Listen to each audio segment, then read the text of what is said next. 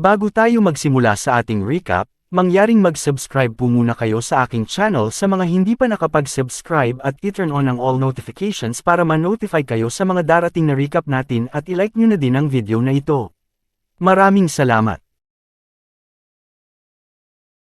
Ito ang mga nakaraan sa huling episode. Na-summon silang tatlo sa ibang mundo para magsilbing tagapagtanggol ng kanilang Linger Kingdom laban sa mga demonyo. Tinignan nila isa-isa kung ano ang kanilang mga taglay na magic power. Unang sumubok si Sezuni sa bolang crystal at ang tinataglay niyang kapangyarihan sa nauugnay sa thunder. Sumunod naman si Kazuki at nagtataglay siya ng lightning magic. At ang panghuling sumubok sa bolang crystal ay si Yusato. Nagulat ang mage nang makita niya ang kulay na lumabas sa bolang crystal na kulay green. Ibig sabihin nito ay nauugnay ang kapangyarihan ni Yusato sa healing magic power na isang pambihirang magical power. Dumating ang captain ng rescue team na ang pangalan ay si Rose at siya ay ang may pinakamalakas na healing magic power na tinataglay. Nalaman niya na si Yusato ay may healing magic power na tinataglay at dinala niya si Yusato sa kanilang headquarters para pagsanayin at gawing ikalawang may pinakamalakas na healing magic power. Nasa headquarters na si Yusato ng The Rescue Team at dito na siya mamalagi at gagawin ang kanyang pagsasanay sa gabay ng kanilang captain na si Rose. Hindi makapaniwala si Yusato na nangyayari ang lahat ng mga bagay na ito. Napagtanto niya na totoong nasa ibang mundo na talaga sila. Sa hindi inaasahang pangyayari, binisita si Yusato ng kanyang mga kaibigan na sina Kazuki at Sezuni. Kinamusta nila si Yusato at nag-aalala sila kung ano ang nangyari sa kanya matapos siyang dukutin ng captain ng The Rescue Team na si Rose. Nang maalala niya si Rose, bigla siyang nalungkot dahil magsisimula ang kanyang training ngayon. Sabi niya, wala siyang magagawa kung yun ang kanyang tatahaking landas. Gusto din daw ni Yusato na may pakinabang siya. Laking tiwala naman ni Sezuni kay Yusato na kaya niya ang kanyang gagawing training. Ngayong araw din daw sisimulan ang kanilang training sa Knights Division.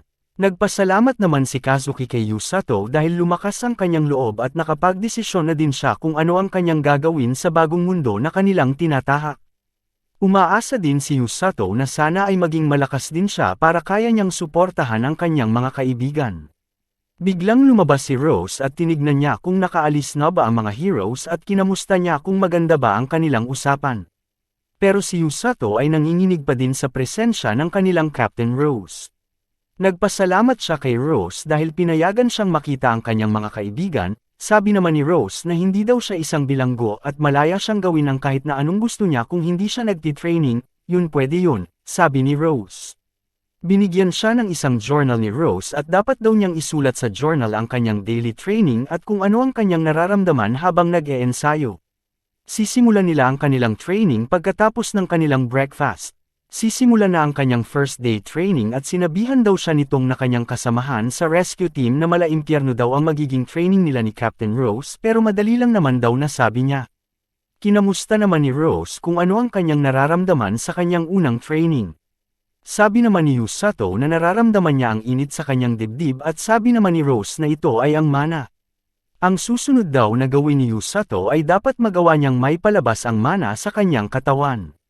Hindi naman naiintindihan ni Yusato kung paano ito may palabas sa kanyang katawan. Ang payo naman ni Rose ay dapat muna siyang mag-focus para maramdaman niya ang kanyang mana. Binigyan siya ng libro ni Rose pero ang sabi ni Yusato ay hindi naman niya ito naiintindihan. Pinabuksan ito ni Rose at sa hindi inaasahan ni Yusato, kaya niya pala itong mabasa. May narinig si Rose na may nakalagay na automatic translation magic para sa mga na-summoned na heroes, at dahil dyan ay kaya nilang makaintindi at makabasa ng kanilang mga salita. Itinuro ni Rose sa mapa na kung saan makikita ang Linger Kingdom at ang Demon Kingdom naman ay nasa kabilang isla. Magkalapit lang ang kanilang kingdom sa Demon Kingdom at dahil dun, ang Linger Kingdom ang laging unang target ng mga demonyo. Inutusan siya ni Rose na basahin ang libro dahil meron itong basic information patungkol sa mga iba't ibang nations, mga lahi at ang mga demon sa kanilang mundo. Kampante naman si Yusato kung ito lang ba ang kanilang training, kaya daw niya itong lagpasan. Sa pangalawang araw ng kanilang training, pinatakbo siya ni Rose ng matagal at siya ay nanghihina na. Sabi pa niya, ito ba daw ang magic training, hindi daw niyo ito inaasahan na ganito pala ang klaseng training na kanyang gagawin. Sa pangatlong araw ng kanyang training, Pinilit siyang pinatakbo hanggat ang kanyang mga muscles ay nananakit at umabot na sa puntong hindi na siya makagalaw. Bigla na lamang siyang natamba sa pagod at tinanong siya ni Rose kung sino ba daw ang nagsabi sa kanya na pwede siyang huminto sa pagtakbo. Nagreklamo si Yusato na hindi na talaga niyang kayang tumakbo, hindi na makagalaw ang kanyang mga binti. Biglang sinampal ni Rose ang kanyang binti at pinagaling niya pala ito gamit ang healing magic. Nagtataka si Yusato na hindi na masakit ang kanyang mga muscles at dahil ito ay pinagaling ni Rose ang kanyang mga namamagang mga muscles. Laking gulat naman ni Yusato na kaya palang gawin ni Rose ang pagpapagaling sa mga sakit.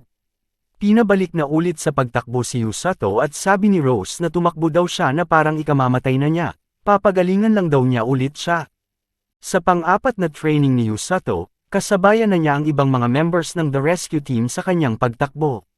Habang tumatakbo si Yusato, nauunahan siya ng kanyang mga kasamahan. Kinukutya si Yusato ng kanyang mga kasamahan at gusto niyang sagutin sila pero isusulat na lang daw niya ito sa kanyang journal. Sa pang-5 araw ng kanyang training, tumakbo siya ng buong araw, sa pang-6 na araw tumatakbo pa din siya habang umuulan ang panahon. Lagi siyang sinasabihan ni Rose na bumabagal na naman daw si Yusato. Napadapa siya sa putikan at galit na galit siya Yusato kay Rose, isusulat na lang daw niya ang kanyang nararamdaman sa journal. Habang nakadapa siya, biglang umilo ng kulay green ang kanyang kamay. Naitanong niya kung kinakailangan ba niya itong gamitin ngayon o hindi. Nasa pang-7 araw na siya sa kanyang training.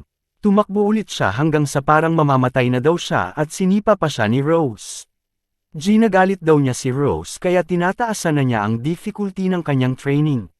Nagtataka si Yusato kung bakit daw niya tinaasan ang difficulty ng kanyang training. Nalaman ba daw ni Rose ang sinulat niya sa kanyang journal? Sabi naman niya na hindi naman nakakabasa ng Japanese si Rose, nababasa ba daw sa kanyang mukha ang kanyang mga isinulaa. Sa galit ni Rose, ibinalibag si Yusato sa ere at isusulat na naman niya sa kanyang journal at tatawagin niya si Rose na isang mabagsik na gorilla. Sa pang-8 araw sa kanyang training, hindi talaga siya natuto. Pinagsisipa na naman ulit siya ni Rose at sa pang-9 na araw. Nakatikim siya ng sipa na talagang haantong ito sa serious injury. Sa araw na yon, kinailangan na niya talagang gamitin ang healing light magic niya para gamutin ang kanyang likuran. Namangha siya matapos niyang gamitin ang kanyang healing magic, hindi na nananakit ang kanyang buong katawan, ito ba daw ang tinatawag na healing magic? Napagtanto niya na nagkamali pala siya sa paniniwala patungkol sa healing magic. Nasa pang-10 araw na siya, at ngayon ay kaya na niyang gamitin ang healing magic kung kailan niya gugustuhin. Hindi na daw siya napapagod kahit gaano pa siya katagal sa pagtakbo. Pero hindi daw siya mapalagay, lahat ng kanyang ginawa araw-araw ay ang tumakbo lamang. Nagtataka siya kung kaya ba niyang tulungan sina Kazuki at Inakami. Sa kalagitnaan ng kanyang pagtakbo, biglang dinagdagan ng 30 laps ang kanyang pagtakbo at dapat daw niyang bilisan. Galit na galit ang tingin ni Yusato kay Rose.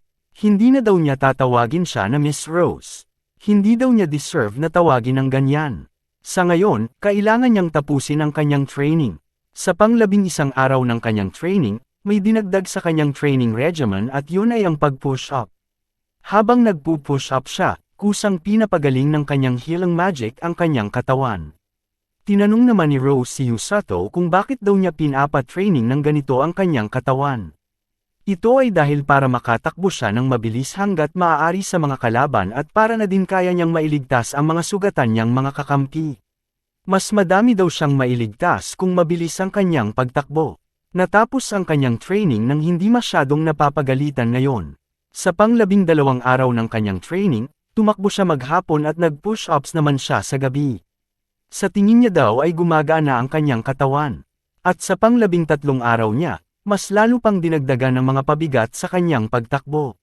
Sa pang-14 na araw ng kanyang training, kakain na sana siya sa kanyang lunch pero nawala ang kanyang lunchbox sa cabinet. Nilagay lang niya daw ito pero bigla itong nawala at ito pala ay kinain ng kanyang kasama. Hindi napigilan ni Yusato ang kanyang sarili at nagkagulo ang dalawa. Naghabulan silang dalawa sa labas at nakasanayan na niya ang pagtakbo habang nakakabit ang mga weights sa kanyang katawan. Sa pang-21 araw ng kanyang training, lumipas ang 1 linggo, bumisita ulit sina Kazuki at Inakami kay Yusato. Nakita nila si Yusato na nagpu-push up habang may malaking bato sa kanyang likod at nakasakay pa si Rose. Sabi pa ni Rose na wag daw magreklamo at ang sagot naman ni Yusato ay masyadong magaan si Rose sa kanyang likod. Bumaba si Rose at dinagdagan pa niya ito ng isang malaking bato sa likod ni Yusato. Nanginginig si Yusato sa bigat pero ginamit niya ang kanyang healing magic para mawala ang mga sakit at pagod ng kanyang mga muscles. Unti-unting nakakayanan ni Yusato na push up ang dalawang malalaking bato. Sabi naman ni Rose ay unti-unting nagugustuhan na niya si Yusato. Mukhang mapapaaga daw ang pagsabak ni Yusato sa battlefield. Hindi makapaniwala sina Inakami at Kazuki sa kanilang nasaksihang training na ginagawa ni Yusato. Naglalaway naman si Inakami sa mga malalaking muscles ni Yusato. Sabi naman ni Kazuki na ang training na ito ay brutal. Nilapitan ni Siglis si Rose at galit na galit. Sinisira daw ni Rose ang kinabukasan ng binata. Sinabi naman ni Rose na may sarili siyang pamamaraan para pagsanayin ang kanyang mga subordinate. Sinabi niya na si Yusato ay magiging right-hand man niya. Magiging problema lang daw kung hindi niya ito kayang gampanan. Nagulat si Yusato sa kanyang narinig galing mismo kay Rose. Isang magandang tuklas daw si Yusato, gusto daw ni Rose na hindi madaling sumusuko si Yusato at higit sa lahat daw, nakakaya niyang mag-survive sa ibinibigay niyang mga training. Matapos ang kanyang matinding mga training, nakikita niya ang mga resulta ng mga matitinding training na binibigay sa kanya ni Rose. Lumalaki ang kanyang mga muscles pero nag-aalala siya kung kaya ba niyang tumakbo ng mabilis para mailigtas ang mga injured na mga kasama. Meron ba daw siyang katatagan ng isip para mapantayan ang matibay niyang pangangatawan? Kinabukasan, dinala si Yusato sa labas ng Linger Kingdom at naitanong ni Yusato kung saan sila pupunta. Nakarating na sila sa isang malawak na kagubatan at ito ay mas kilala sa pangalang The Darkness of Linger. Ito ay kilala na pinupugaran ng mga madadaming mga halimaw. Huwag daw babalik si Yusato hanggat hindi siya nakakapatay ng Grand Grizzly. Nagulat naman si Yusato, aabutin pa daw ng 100 taon bago maging Grand Grizzly ang isang Blue Grizzlies at sabi pa daw sa libro, kahit pa ang isang Blue Grizzlies ay napakadelikado.